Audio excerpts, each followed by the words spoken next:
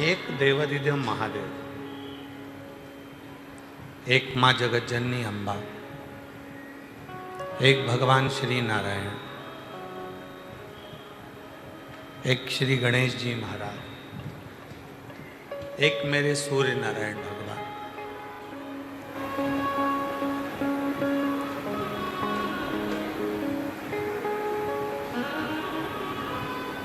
जिस समय पर संसार का मनुष्य जब बंधनों में फंसता है, कष्ट उसकी जिंदगी में जब आता है, तो शिव जी की शिव पंचायत बैठती है और उस पंचायत में निर्णय लिया जाता है।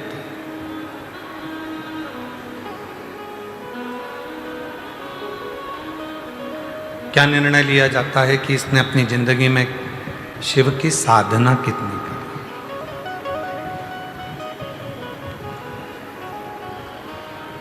एक नौकरी को अगर पाना है तो आपको आपकी उम्र देखना पड़ेगा। पुलिस की नौकरी में जाना है तो भी उम्र देखना पड़ेगा, मिलिट्री की नौकरी में जाना है तो भी उम्र देखना पड़ेगा, गवर्नमेंट नौकरी में जाना है तो उसकी एक उम्र देखना पड़ेगा। उम्र देखना, किसी भी नौकरी को करने के लिए उम्र देखी जाती है, पर भगवान की भक्ति को करने के लिए कोई उम्र नहीं देखी जाती। उसमें यह नहीं देखा गया कि तुम्हारी उम्र क्या है। ध्रुव जी महाराज ने 4 वर्ष की अवस्था में भगवान को प्राप्त करा था। प्रहलाद जी महाराज ने 5 वर्ष की अवस्था में भगवान को प्राप्त करा था। मीराबाई ने 3 वर्ष की अवस्था में भगवान को प्राप्त किया था। कर्माबाई ने 9 वर्ष की अवस्था में भगवान को प्राप्त किया था। संत तुकाराम जी ने 8 वर्ष की अवस्था में भगवान को प्राप्त किया था। नामदेव जी महाराज ने 6 वर्ष की अवस्था में भगवान को प्राप्त किया था। रामकृष्ण परमहंस जी ने 8 वर्ष की अवस्था में भगवान को प्राप्त किया था। शबरी अम्बा ने जब एक अवस्था पूरी चली गई तब भगवान को प्राप्त किया था। ऐसी कई ऐसे संवाद हैं जिन संवादों में हमको लगता है कि भगवान को पाने के लिए उम्र नहीं, भगवान को पाने के लिए केवल भाव देखा जाता है, फिर उम्र कोई सी भी हो परमात्मा प्राप्त हो ही जाता है।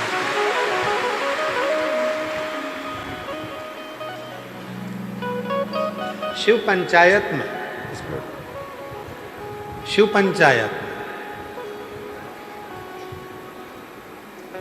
पंचायत के अंतर्गत 5 देवता बैठते हैं और शिव पंचायत में जब वो 5 देवता बैठते हैं तो वो निर्णय लेते हैं।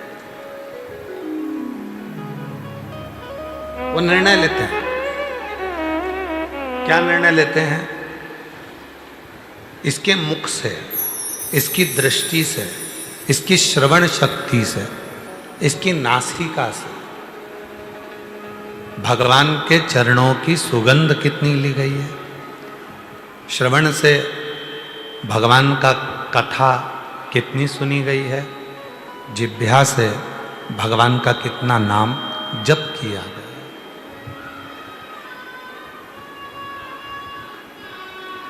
कितना जप, कितना सुंदर कहा है शिव पुराण के अंदर।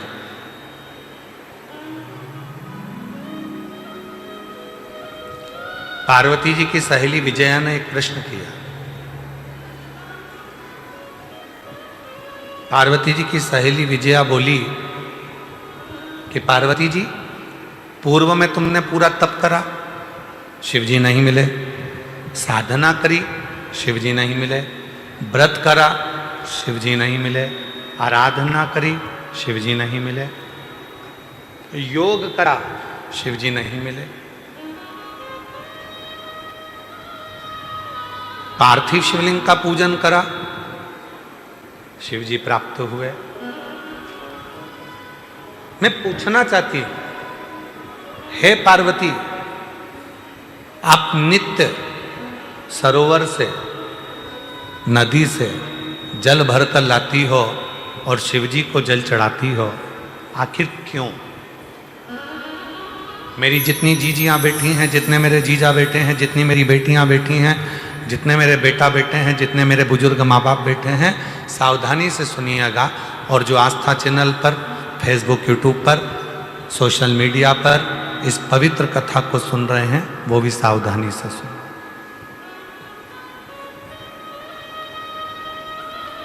दो समय का किया गया भजन हमें नरक में नहीं पड़ने देता। एक,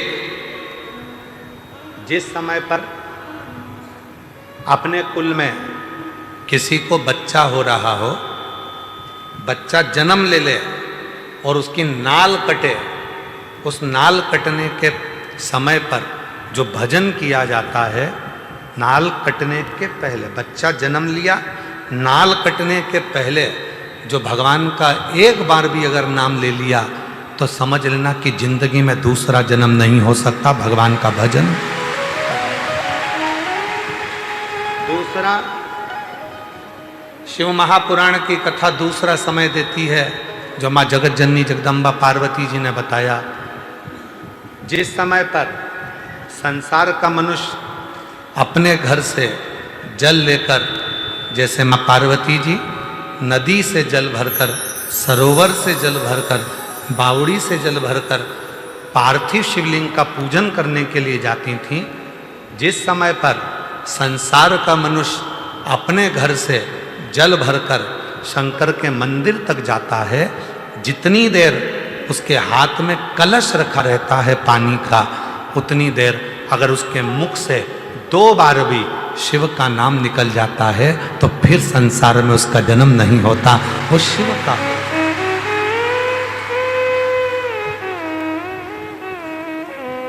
अब आपको और हमको इतना स्मरण नहीं है, डॉक्टर बताएगा नहीं कि बच्चे ने जन्म ले लिया है, नाल कटने वाली है, तो हम वो भजन नहीं कर पाएंगे। पर पानी का कलश तो हमारे हाथ में है, जल का लोटा तो हमारे हाथ में है। हम जब घर से निकले तब मुख से 2 बार, 5 बार, 10 बार श्री शिवाय नमस्तुभ्यं,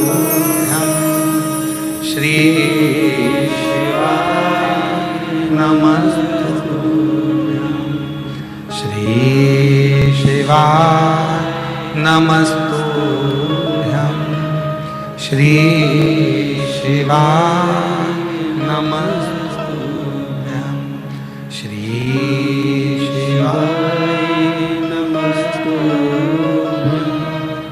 श्री शिवाय नमस्तुभ्यं। हम कम से कम 2 बार, 5 बार, 3 बार, 4 बार, 1 बार शिव का नाम तो ले सकते। और हमने मुख से जल चढ़ाने के पहले जो नाम लिया, वही हमारे भीतर की तरंग उस जल में जाती है, शिव को चढ़ती है और शिव हमारा कल्याण करना प्रारंभ कर देते हैं। हमारा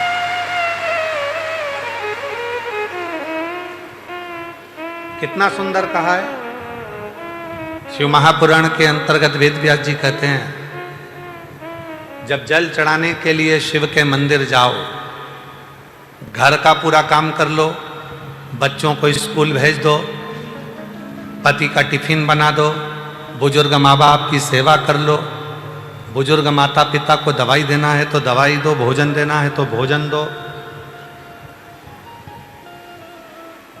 पूरा घर का काम निपटा लो, झाड़ू पोछा भी लगा लो, बर्तन भी मांज लो। और जिस समय 24 घंटे में से भी अगर 1 मिनट तुम्हें दिखे कि ये मेरा 1-1.5 मिनट खाली है, उस समय पर 1 लोटा जल भरो और शंकर के पास पहुंच।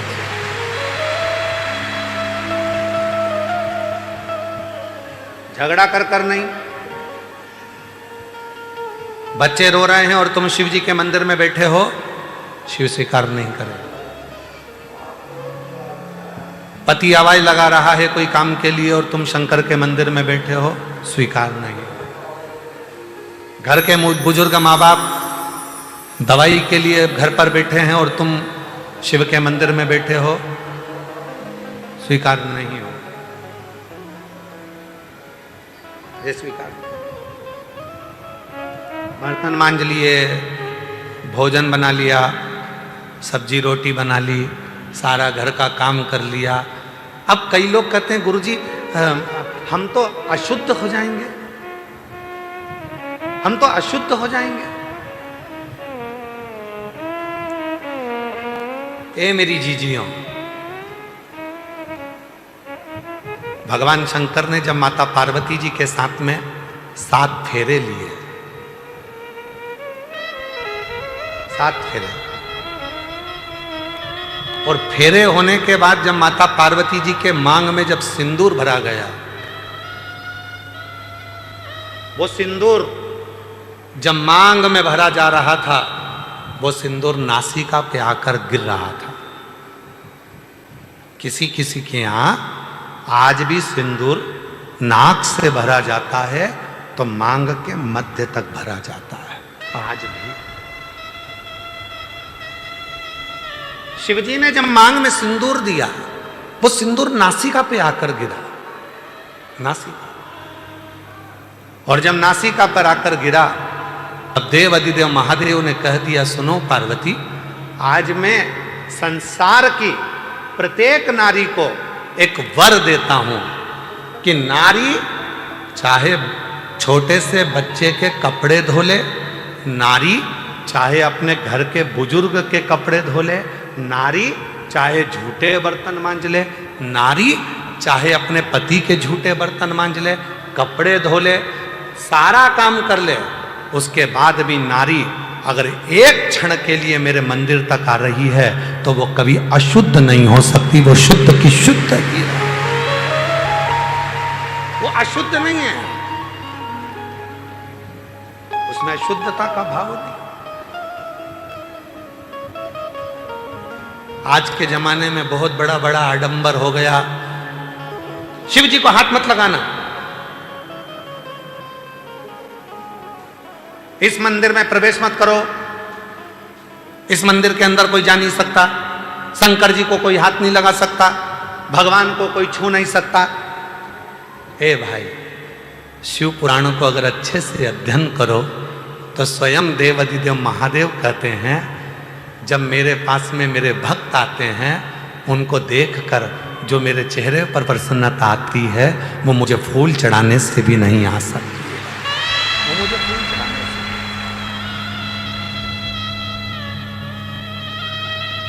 ये तो अब जब मंदिर हो सारे के सारे शंकर जी के मंदिर में भक्तों का जाना चालू हो गया, तो अब लोगों ने थोड़ा सा ये क्रम चालू कर दिया, शाम को भगवान का श्रृंगार हो जाता है, हम जल नहीं चढ़ाने देंगे, शाम को शिव जी को पानी मत चढ़ाना, शाम को शंकर जी को जल मत चढ़ाना। ये अब चालू हुआ।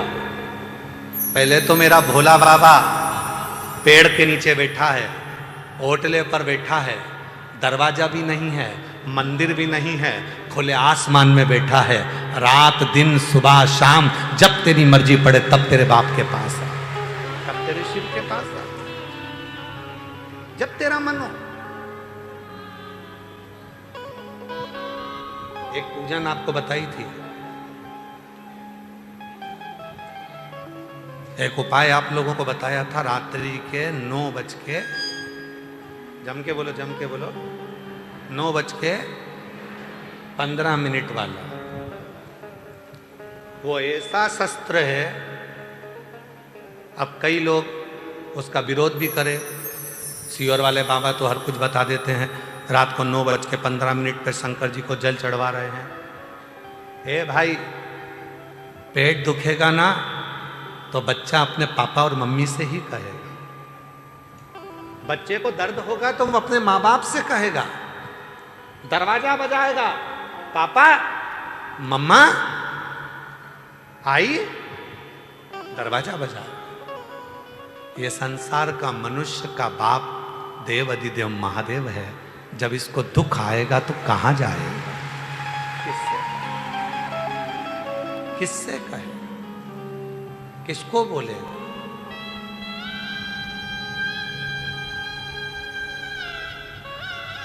आओ कुबरेश्वर बाबा की भूमि पर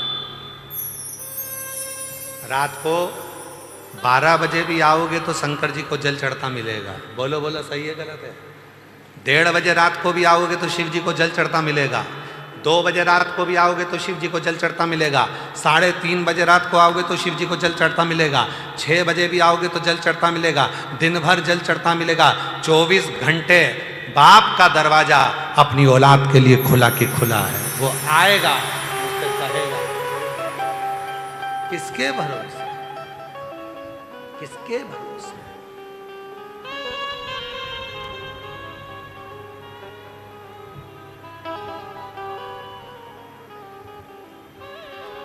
हम तो बाबा के भरोसे चलते हैं, हम तो बाबा के भरोसे चलते हैं। दुनिया वाले जलते हैं, दुनिया वाले जलते हैं। हम तो बाबा के भरोसे चलते हैं, हम तो बाबा के भरोसे चलते हैं। सीहोर वाले के भरोसे चलते हैं, सीहोर वाले के भरोसे चलते हैं।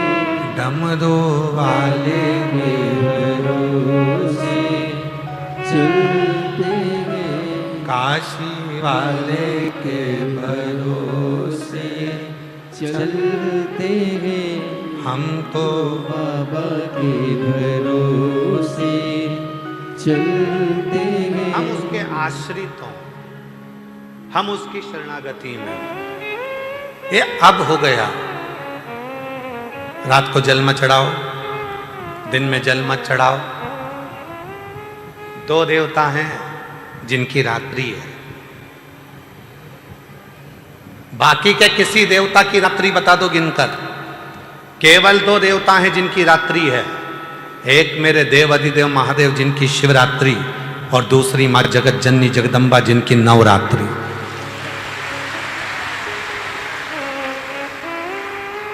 तैंतीस कोटि देवताओं की लिस्ट निकाली है, किसी देवता की रात्रि नहीं है। रात्रि है तो मेरे देव अधिदेव महादेव की शिवरात्रि। शिवरात्रि का मतलब क्या होता है? कोई भक्त है, भाव से जिस दिन उसको पुकारेगा, चाहे रात हो चाहे दिन हो, कभी भी पुकारे शंकर, उसके लिए अपना कैलाश और काशी छोड़कर आ जाते हैं। वो शिवरात्रि कहलाती है।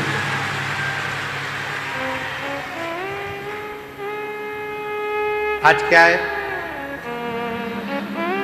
कथा की शिवरात्रि। अगर तुमने कह दिया किसी के सामने आज शिवरात्रि है तो लोग कहेंगे पागल हो गई क्या? अभी कोई शिवरात्रि है? महीने की शिवरात्रि तो बाद में आएगी। तू तो अभी की शिवरात्रि, ये शिवरात्रि कहां से आ गई? कई लोग कहते सीहोर वाले बाबा ने शिवरात्रि बनाना चालू कर दिया। हर कथा में शिवरात्रि मनाते हैं, क्यों ना मनाए, क्यों ना मनाए। हमारा वो आकाश और आशीष, इनकी औलाद है। वो हमारा आकाश, उसकी छोटा वाला लड़का है माधव, वो रोज जन्मदिन मनाता है। और वो आशीष है तो वो उसकी लड़की गुड़िया भाविका, वो भी रोज जन्मदिन मनाती है। उसकी मम्मी रोज इतना बड़ा आटे की लोई बना के थाप के दे देती है, वो चक्कू से केक काटती है, हैप्पी बर्थडे टू उसका जन्मदिन।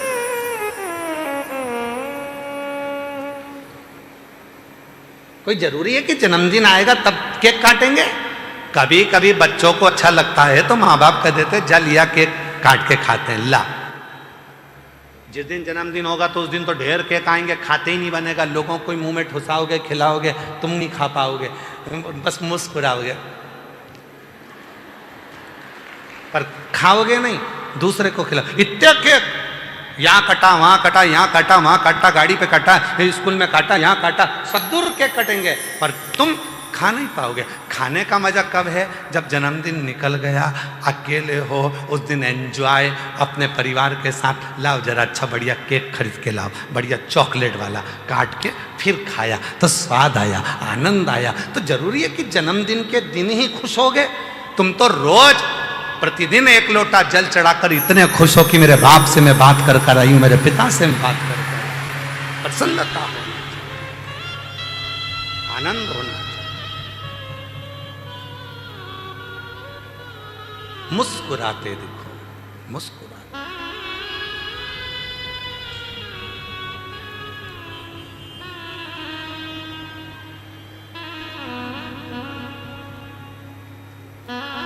हम तो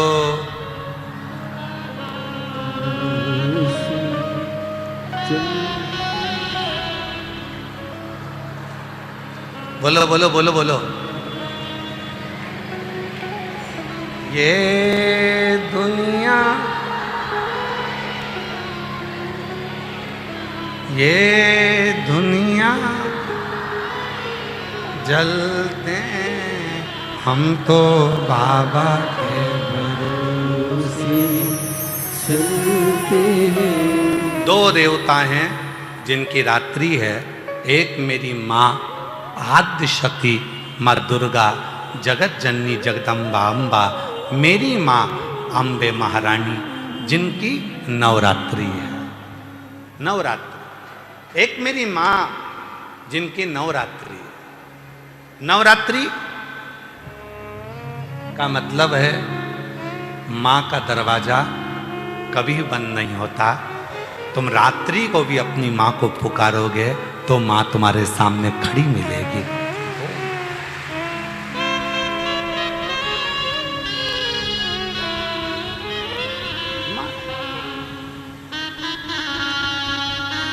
एक बात कहें आप लोगों से, घर की जो बुजुर्ग माँ होती है ना, वो बोलती बहुत है, पर उसको बोलने देना चाहिए। क्यों?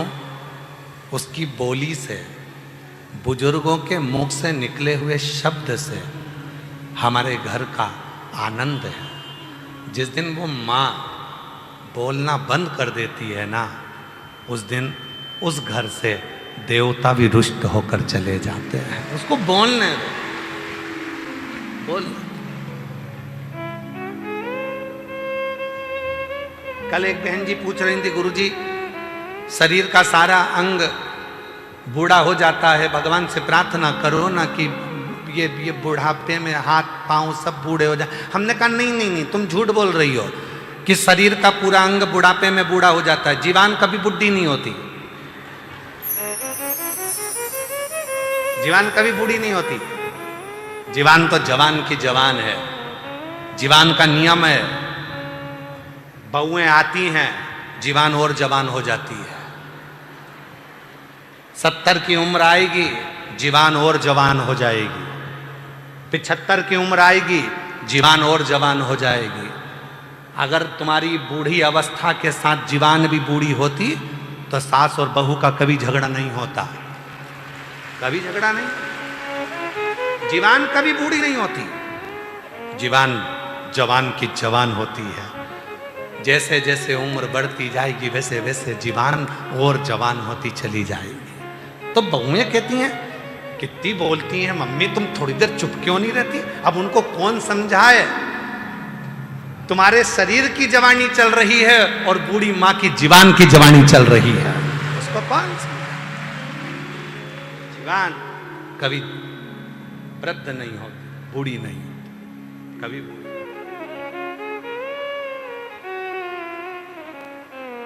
ये बूढ़ी नहीं है। आप भले सोचो कि बुढ़ापा आ गया, ये हो गया, वो हो गया, पर जीवान कहाँ बूढ़ी होगी, जिभ्या कहाँ, जीवान बूढ़ी नहीं, जीवान में बुढ़ापा नहीं। और आपसे निवेदन है, जब जीवान बूढ़ी नहीं होती है, जब जीवान बूढ़ी ही नहीं होती है, अमित एक कुर्सी दे दो माँ को, हाँ दे दो। जीवान जब बूढ़ी ही नहीं होती है तो फिर हम भजन को बूढ़ा क्यों करें? भजन भी जवान होना चाहिए, भजन की भी जवानी होना चाहिए। और जो जैसी भावना लाया वो वैसा ही फल पाया, नहीं खाली उसे लौटाया, वो मन ही मन हर्षाया। और कर दिया माला माल काशी वाले, लुटा दिया भंडार काशी वाले, ओ लुटा दिया भंडार काशी वाले, कर दिया माला माल काशी वाले। जीवान कभी बूढ़ी नहीं होती, भजन करो। शिव पंचायत में बैठकर 5 देवता ये निर्णय लेते हैं कि तुमने शिव का स्मरण कितना किया, शंकर का भजन कितना किया, शिव भक्ति कितनी।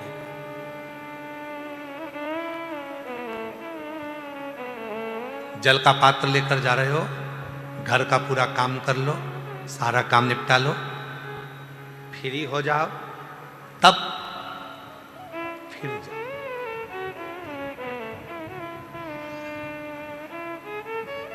फिर जाओ, 2 मिनट ज्यादा भी लग जाएगा तो भी सब काम पूरा करके आई हो, सब काम। 2 मिनट ज्यादा भी लगेंगे तो भी तुम्हारे मन में आएगा मैं सारा काम पूरा कर कर आई हूं। 2 मिनट ज्यादा लग जाएंगे, झाड़ू पोछा लगा लूंगी, सेवा कर लूंगी, भगवान से लाग जाना कोई। पर घर में बुजुर्ग माँ बाप पड़े हुए हैं, पति चिल्ला रहा है, बच्चे स्कूल जाने के लिए तैयार हो रहे हैं, और उस बीच में तुम तैयार होकर जल लेकर शिव के मंदिर चले जाओ, शिव स्वीकार नहीं करेंगे। एकदम फ्री, एकदम फ्री। फिर किसी ने कहा गुरुजी दोपहर में जाएंगे तो शंकर जी का मंदिर ही बंद हो जाएगा, फिर जल कैसे चढ़ाएं?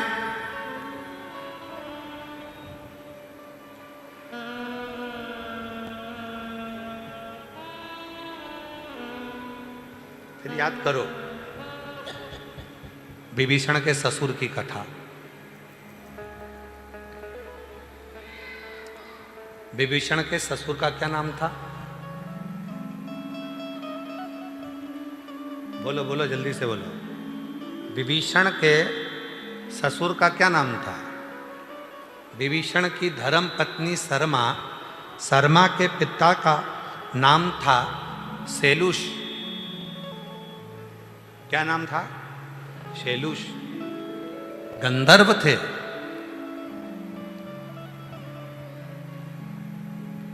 और शैलुष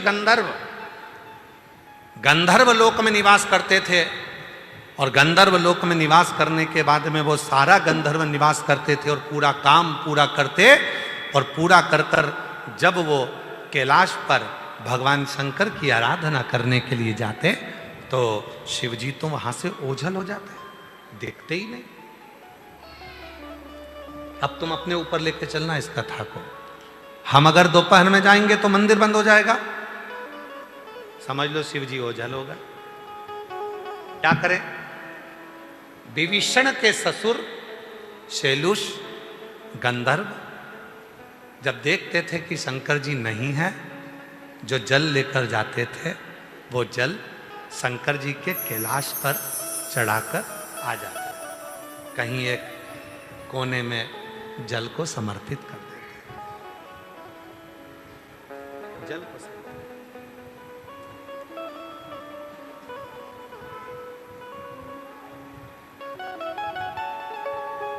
और ऐसी कैसी एक चरित्र आता है काशी का।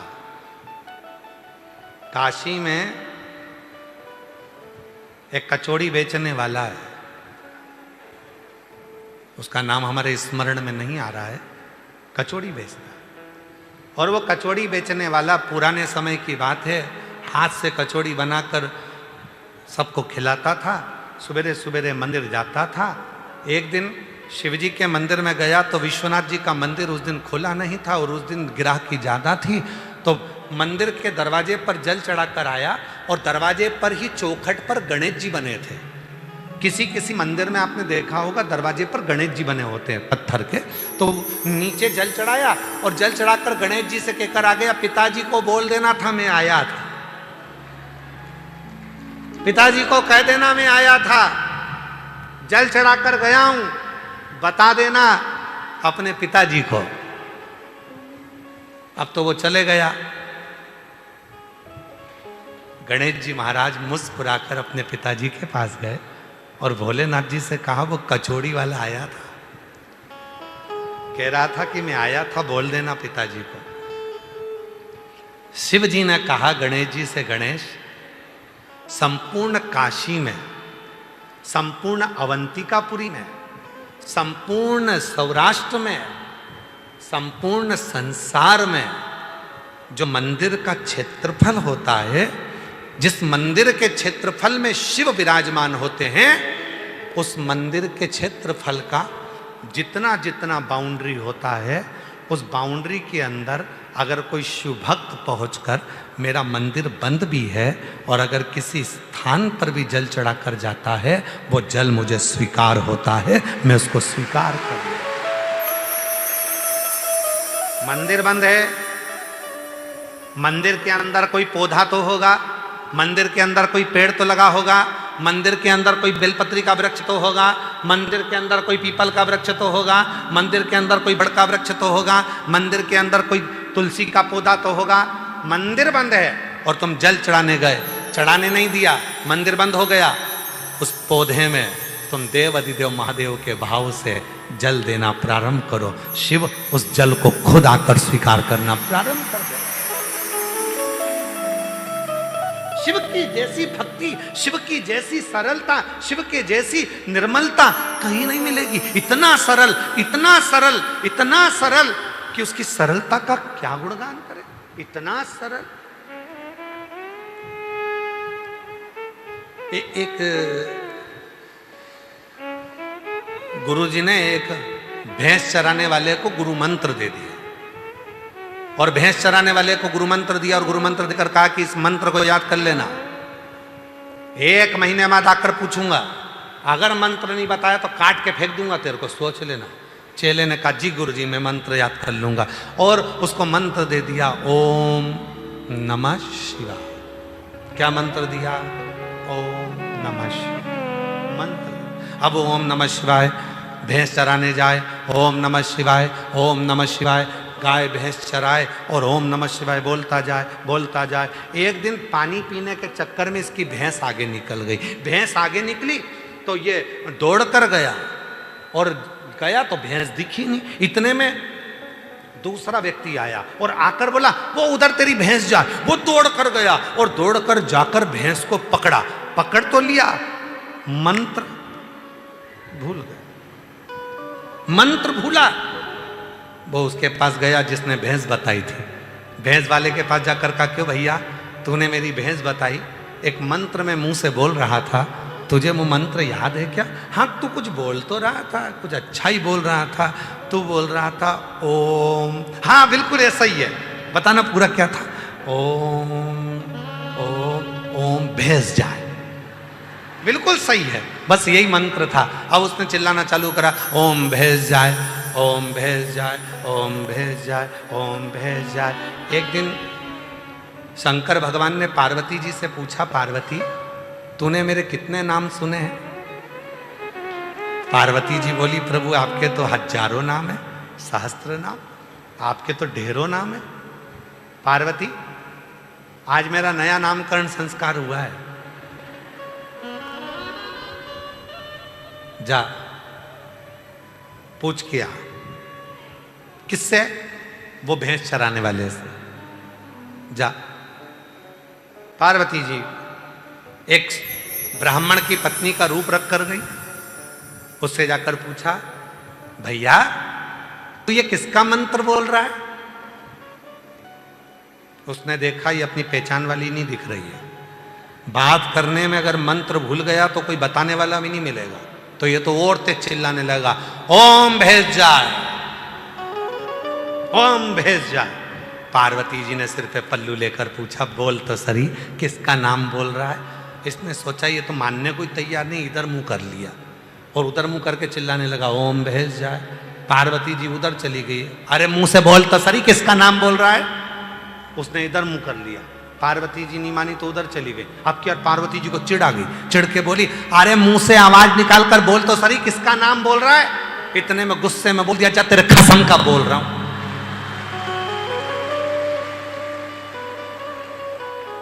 अब जो बोला तेरे कसम का बोल रहा हूं। पार्वती जी सीधे ऊपर आई महादेव के पास में। भोलेनाथ जी ने पूछा, पूछिए ही, हाँ किसका नाम ले रहा है? मेरे कसम का।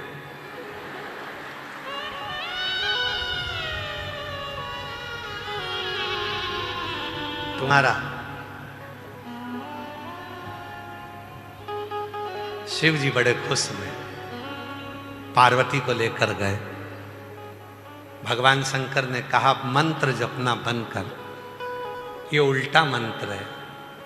मेरा मंत्र है ओम नमः शिवाय। भैंस वाले ने कहा, तुम्हें कैसे मालूम? तुम भी मेरे गुरु जी के चेले हो। शंकर जी बोले, हाँ मैं उन्हीं का चेला हूं, पर मंत्र सीधा कर दे। ठीक है, मंत्र तो मैं सीधा कर दूंगा, पर एक वचन दे दो। मेरे जैसे कोई भोले संसार में बहुत होंगे जो संस्कृत का एक श्लोक नहीं आता होगा, कोई मंत्र नहीं आता होगा, भूल से भी आपका आड़ा टेढ़ा मंत्र बोले, आपकी आड़ी टेढ़ी पूजन कर दे, कुछ भी कर दे, तो भी तुम नाराज मत होना, उसको दर्शन जरूर देना। और बाबा ने वचन दे दिया, संसार का मनुष्य, गंधर्व, पशु, पक्षी, जीव, जलचर, थलचर, वायुचर, संसार में पृथ्वी पर जन्म लेने वाला कोई मनुष्य भूल से भी मेरा आड़ा टेढ़ा कैसे भी मुझे भजेगा तो भी वो नरक नहीं भोगेगा, मेरे ही कैलाश पर निवास करेगा। इसलिए मेरी जीजियों, मेरे जीजाओं, मेरी बेटियों, बेटाओं, मेरे बुजुर्ग माँ बाप, चिंता मत करना। कोई तुमसे कहे तुम तो ये मंत्र गलत बोलती हो, कोई तुमसे कहे तुमने चढ़ा हुआ पानी पी लिया, कोई ने तुमसे कह दिया ऐसा कर लिया, कोई ने कह दिया बेलपत्री खा गई, कोई ने कह दिया वैसा कर दिया, कोई ने कहा ये कर दिया, उससे कहना तुझे क्या करना, मेरा पिताजी मुझे जानता है अच्छी तरह से कि मैं कैसी हूं, उसको मालूम।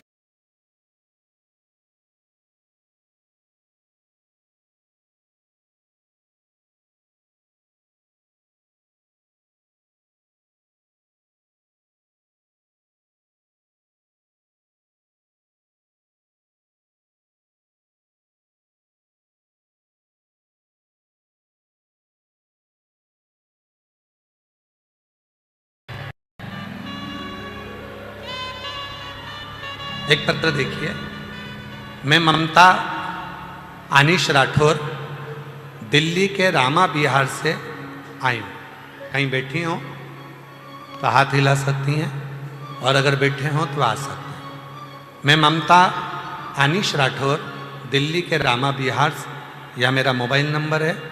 हमारी शादी को 12 साल हो गए थे, फिर भी मेरी कोई संतान नहीं थी। मैंने कई जगह इलाज करवाया, फिर भी कोई फायदा नहीं हुआ। फिर डॉक्टरों ने बताया कि मेरे पेट में गठान है। यह सुनकर मैं और मेरे पति बहुत निराश हो गए। मुझे रजस्वला धर्म में भी समय पर नहीं आता था। यह देखकर मेरा परिवार वाले बहुत परेशान रहते थे। डॉक्टरों ने भी हमें मना कर दिया था कि तुम्हें संतान नहीं होगी। डॉक्टरों ने कह दिया था कि तुम्हें संतान नहीं होगी, और लोग हमें ताने मारा करते थे। एक दिन मेरी माँ ने बताया कि तुम प्रतिदिन प्रदीप मिश्रा जी टीवी पर कथा करते हैं, उनकी कथा सुना करो। फिर मैंने शिव को 1 लोटा जल चढ़ाना प्रारंभ करा, कथा सुनना प्रारंभ किया। 21 मई 2025 को दिल्ली के बुराड़ी के क्षेत्र में कथा भी सुनी, बाबा से प्रार्थना भी करी।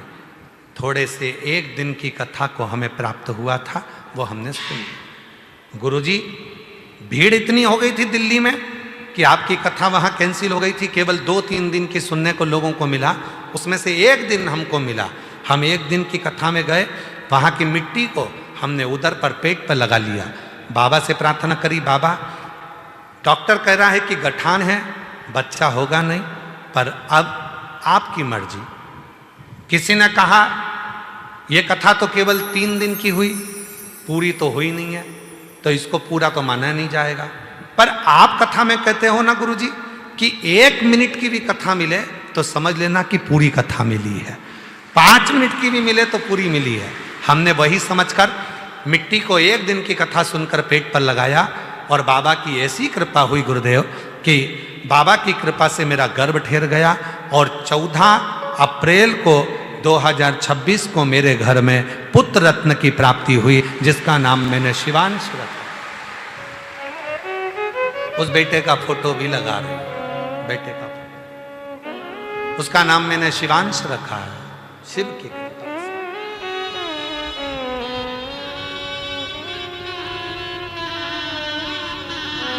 एक लाइन अच्छी लिखी है, मांगा है भोलेनाथ से वरदान एक ही,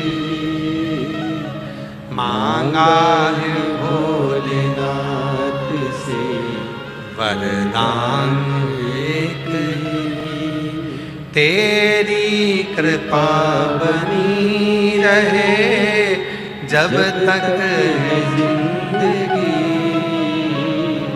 तेरी कृपा बनी रहे जब तक है जिंदगी। मांगा है भोलेनाथ से वरदान एक ही। शिव से वर प्राप्त किया, बहुत है। उल्टा जपो, सुल्टा जपो, मरा मरा कहे सो राम निकल गया तो भी तर गया। बस शिव को आडंबर पसंद नहीं, शंकर को दिखावा पसंद नहीं। शिव को दिखावा पसंद नहीं है, आडंबर पसंद नहीं है। शंकर भगवान तुम्हारे सच्चे हृदय से, निर्मल मन से तुमको प्राप्त हो सके।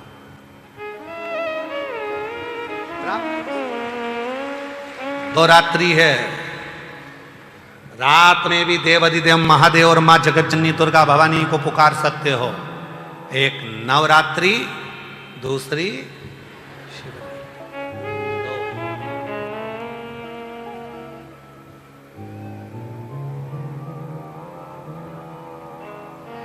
कई लोग कहते हैं सियोर वाला बाबा तो पागल हो गया, रात को जल चढ़वा देता है। दिक्कत क्या है? वो हमारा, हम उसका, वो हमारा, हम उसका। अभी आज तो ये कथा 1 बजे से 4 बजे तक चल रही है। कल कथा का समय सुबह 8 बजे से 11 बजे तक रहेगा। कल कथा का समय सुबह 8 बजे से 11 बजे तक रहेगा, पर टीवी पर 1 बजे से 4 बजे तक ही आएगी कथा, वही आएगी। अब कई लोग कहते हैं गुरुजी हम ऑनलाइन कथा सुन रहे हैं, या हम आपकी कथा सुबह हो जाएगी और दोपहर में डी लाइव आएगी, उसका फल मिलता है? क्यों नहीं मिलता? क्यों नहीं मिलता? हृदय से, भाव से आप उसको पुकारो, वो तुम्हारे सामने होगा, हृदय से। परसों गुरु दीक्षा, शिव दीक्षा महोत्सव होगा। खूब सारा सब लोग अपने अपने गुरु जी को ढूंढ रहे होंगे, गुरु जी चेलों को ढूंढ रहे होंगे।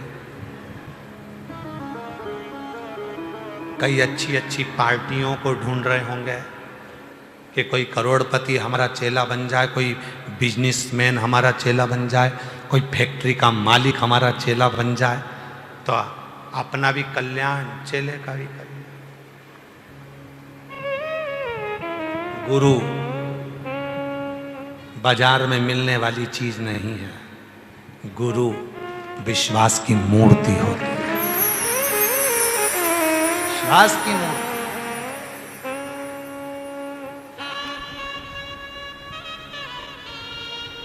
गुरु कभी नहीं कहेगा कि तुम मेरे पास में आओ, गुरु कभी नहीं कहेगा कि तुम मुझे भजो, गुरु कभी नहीं कहेगा कि तुम मेरा स्मरण करो, गुरु कभी नहीं कहेगा कि मेरे पास आकर बैठो। और आज हम कहने में पीछे नहीं हटेंगे। जितने गुरुओं के पास जाओगे भारत की भूमि के, सारे गुरुओं के पास चेलों का रिकॉर्ड रहता है, सारे गुरुओं के पास चेलों का रिकॉर्ड रहता है। मेरे इतने शिष्य, मैंने इतने लोगों को गुरु मंत्र दिया, मेरे महाराष्ट्र में इतने, छत्तीसगढ़ में इतने, राजस्थान में इतने, गुजरात में इतने। प्रत्येक बड़े से बड़े गुरु से लेकर छोटे से छोटे गुरु के पास में सारे चेलों का रिकॉर्ड रहता है, शिष्यों का रिकॉर्ड रहता है।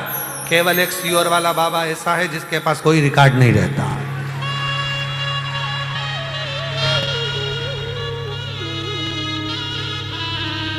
क्यों? क्योंकि मेरा बाबा कभी गिनकर ना तो देता है ना लेता है, मेरा बाबा तो छप्पर फाड़ कर देता है और छप्पर फाड़ कर लेता है।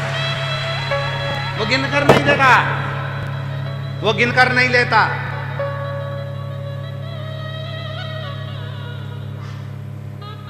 कई लोग हमसे भी पूछते हैं गुरु मंत्र लेने के टाइम कितनी माला जपे हैं, हम उनका चेहरा देखकर कहते हैं बिल्कुल मत जप,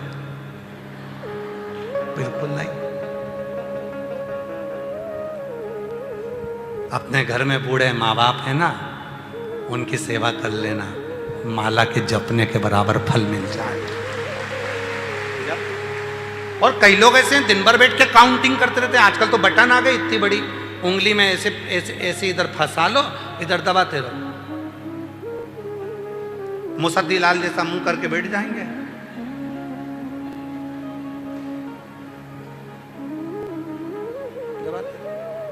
ए भैया, उसने तुझे गिन के दिया था क्या? जम के बोलो। जब प्यार हो जाता है तो गिनकर नहीं दिया जाता है। अगर प्यार है तो गिनकर नहीं देंगे। अगर प्यार हो गया ना, वो कहे मेरा मोबाइल का बैलेंस 50 रुपए का डलवा देना, 50, चुप रहे, मैं डलवा दूंगा। 1 साल का, 1 साल का, 1 साल। भगवान को गिनकर भजन नहीं, वो कहते ना, एक ग्वालन थी, आ जाओ आ जाओ आ जाओ, एक ग्वालन थी, दूध बेचने जाती थी। जिस गांव में दूध बेचने जाती थी उसी गांव के पास में उसका मंगेतर रहता था, जिससे उसकी शादी पक्की हुई थी। अब वो दूध बेचने के लिए जाती थी, आधा किलोमीटर दूर मंगेतर का गांव था।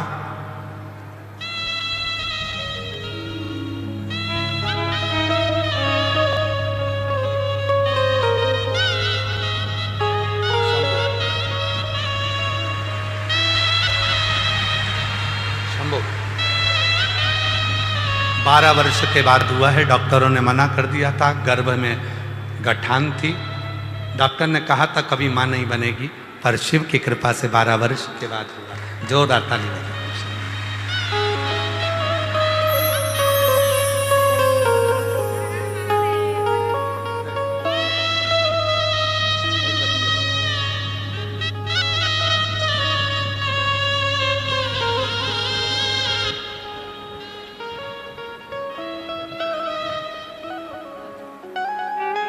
एक ग्वालन रहती थी।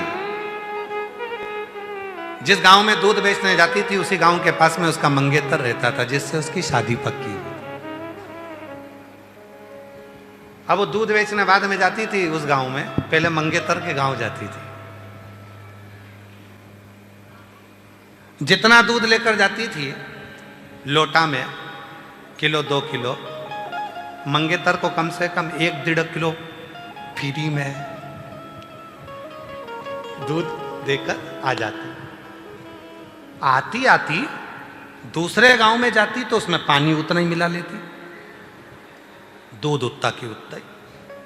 एक संत रोज देखते थे।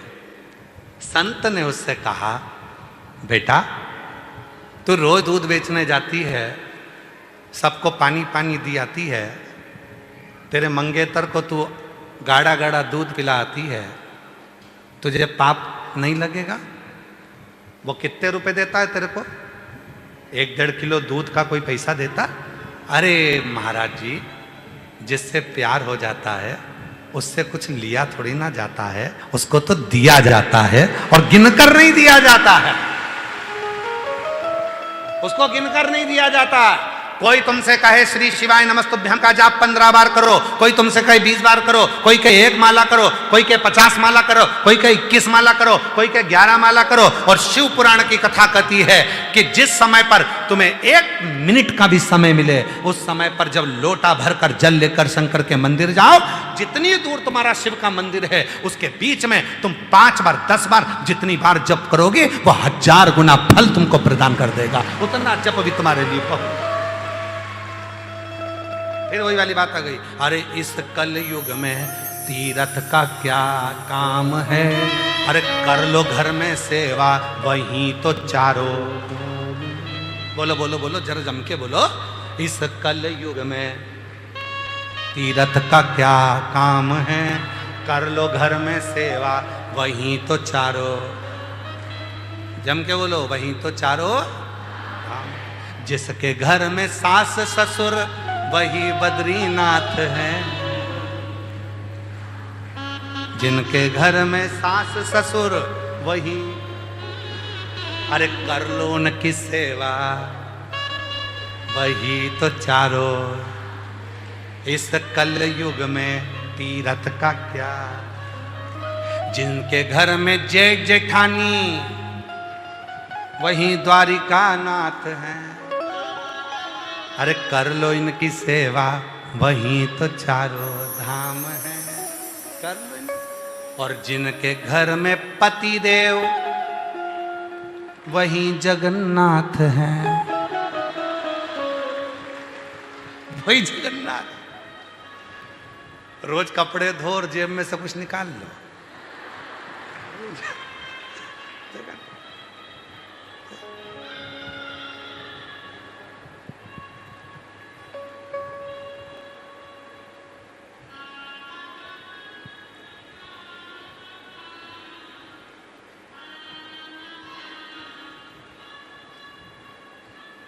अभी कुछ दिन पहले की बात है, शायद 4-5 दिन हुए होंगे, हमारी धर्मपत्नी हमसे कह रही थी बच्चों की स्कूल की फीस जमा करना है और ऑटो वालों को ऑटो का किराया देना है स्कूल जाने का, पैसे दे दो। हमने कहा क्या तू मुझसे मांगती रहती है, घर में अम्मा बैठी है ना, अम्मा से ले के।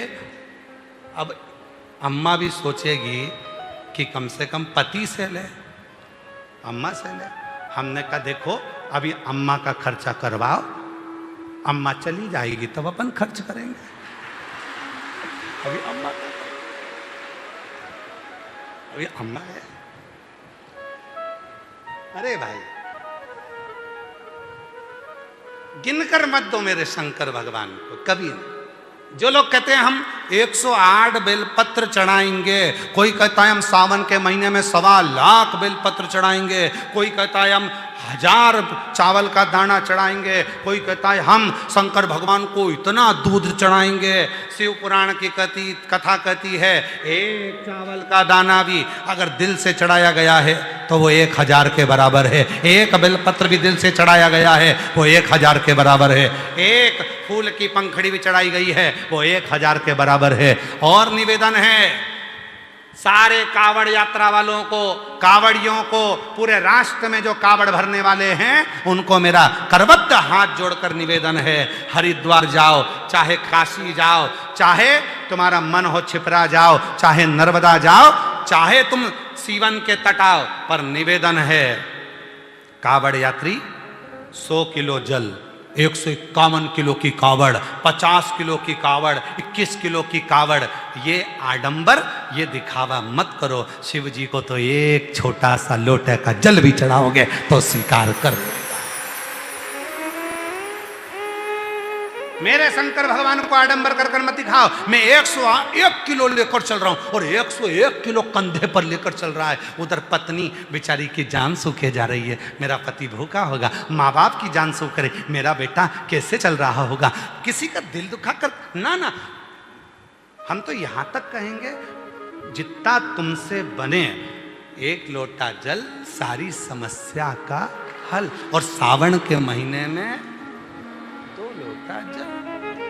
हमने कई माताओं को देखा, हमारे वो सीहोर की एक माता जी हैं, हमारे वो सुनील माथुर की उनकी मम्मा, उनकी माता जी 1 महीने कावड़ चढ़ाती है, पूरा 1 महीने रोज उनके मोहल्ले की कम से कम 20 से 22 माताएं आती हैं, सवेरे 4 बजे इंदौर नाके से निकलती हैं, रोज सीवन माँ का जल शिव जी को पैदल चढ़कर आएंगी, चढ़ाएंगी, फिर गाड़ी में बैठकर ऑटो से घर चले। प्रतिदिन 1 महीने तक की कावड़ चढ़, दिखावा नहीं। 2 छोटे छोटे उन्होंने कलश ले लिए, अपनी 2 रिबिन में बांध लिए और लेकर बोल बम बोल बम बोल बम बोल बम चलता चलता और बाबा को चढ़ा देती है। भाव अब इतना लेकर दिखावा नहीं, मेरे शंकर को तुम्हारे दिखावे की बिल्कुल जरूरत नहीं है। और फिर निवेदन है आप सबसे जो गुरु दीक्षा महोत्सव में आए हैं, शिव दीक्षा महोत्सव में आए हैं, उनसे निवेदन है आप और जगह पर गुरु मंत्र लोगे तो आपको ये चीज़ लेना पड़ेगा, ये चीज़ करना पड़ेगा, ये किताब लेना पड़ेगी, वो किताब लेना पड़ेगी। हमारे यहाँ गुरु दीक्षा लेने वालों से भी निवेदन है कोई आडंबर में मत फंसना, शंकर जी का नाम लेना। गुरु दीक्षा ली, मंत्र लिया, शिव का नाम लिया और बस जब फुर्सत हो तुम्हें लगे कि तुम्हारे बाप की तुमको जरूरत है, तब उस समय उस देव अधिदेव महादेव को पुकारना प्रारंभ करना। शिव तुम्हारे पास, शिव तुम्हारे, कोई आडंबर नहीं करना, कोई दिखा। गुरु वो नहीं जो बाजार में मिल जाए, गुरु वो नहीं जो कहीं मार्केट में मिल जाए, पर गुरु वो जरूर है जो खुद से ज्यादा शिव पर भरोसा करना सिखा दे, वो गुरु। अपने पर भरोसा नहीं, हम पर नहीं करना भरोसा, गुरु से ज्यादा। क्या कहा जब द्रौपदी का चीर खींच रहा था, द्रौपदी का चीर खींचा जा रहा था, द्रौपदी रोती हुई गुरु द्रोणाचार्य के सामने जाती है और गुरु जी से कहती है, गुरु जी मैंने तुमसे गुरु मंत्र लिया है, कोई साथ नहीं देगा, कम से कम तुम तो साथ दो। गुरु जी हाथ जोड़कर बोले, मैं भी तेरा साथ नहीं दूंगा, मैं भी नहीं दूंगा, पर याद कर मैंने जो तुझे गुरु मंत्र दिया है ना, उस मंत्र को जपना प्रारंभ कर, मैं साथ नहीं दूंगा, मंत्र जप। और द्रौपदी ने जो मंत्र का उच्चारण करना प्रारंभ करा तो द्रौपदी कहती है, मैं तो रजस्वला हूं, 3 दिन का मेरा रजो धर्म है, इस समय पर तो मैं भगवान को याद नहीं कर सकती, इस समय पे मैं भगवान की पूजन नहीं कर सकती, इस समय में मंदिर नहीं जा सकती, इस समय में भगवान की शरणागति नहीं ग्रहण कर सकती। गुरु द्रोणाचार्य ने कहा, सुन द्रौपदी, भले तू रजो धर्म से है, पर भगवान का नाम लेने में पीछे मत हटना, मंदिर भले मत जा, शिवालय भले मत जा, पर रजो धर्म के समय पर अगर तू भगवान का नाम लेगी तो भी उसको आना पड़ेगा। और द्रौपदी ने रजस्वला धर्म में 3 दिन की रजस्वला थी द्रौपदी, और जो द्वारकानाथ को पुकारना प्रारंभ करा तो द्वारकानाथ को तो सौगंध दी थी अर्जुन ने, द्वारकाधीश को तो सौगंध दी थी अर्जुन ने। अर्जुन ने कहा था, प्रभु आपसे निवेदन है, अंदर मत आना। भगवान बाहर खड़े थे, अर्जुन तू हारे तो मुझे बुला। अर्जुन ने कहा था, जब तक मैं आवाज ना लगाऊं तब तक मत आना, कसम है मेरी, आप अंदर प्रवेश मत करना। जुए में अर्जुन हारता गया, दुर्योधन ने शकुनी मामा को बुला लिया, पर अर्जुन ने कृष्ण को नहीं बुलाया। क्यों?